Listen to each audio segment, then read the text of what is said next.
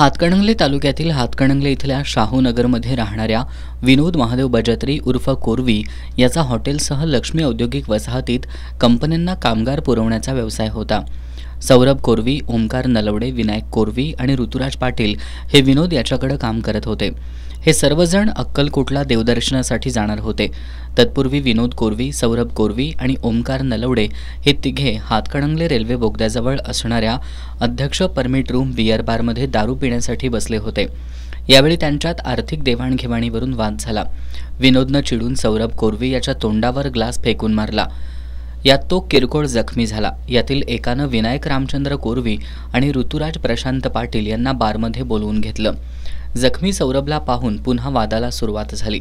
यावेळी चौघांनी लोखंडी रॉड विनोदच्या डोक्यात मारून त्याला गंभीर जखमी केलं, तर डाव्या हाताच्या दंडाजवळ चाकूनं गंभीर वार करून खून केल्याची तक्रार मयत विनोदचा भाऊ राहुल महादेव बजत्री यानं रात्री उशिरा हातकणंगले पोलिसात दिली। हल्ला करून चौघांनी घटनास्थळावरून पळ काढला।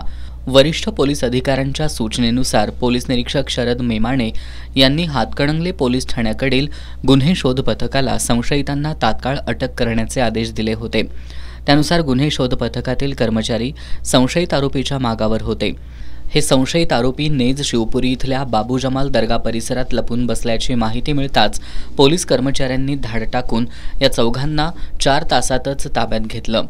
या कारवाईत गुन्हे शोध पथकातील पोलीस हवालदार अतुल निकम, अमीर मुल्ला, अमित भोरे, सागर पवार, विकी भंडारे यांचा समावेश होता।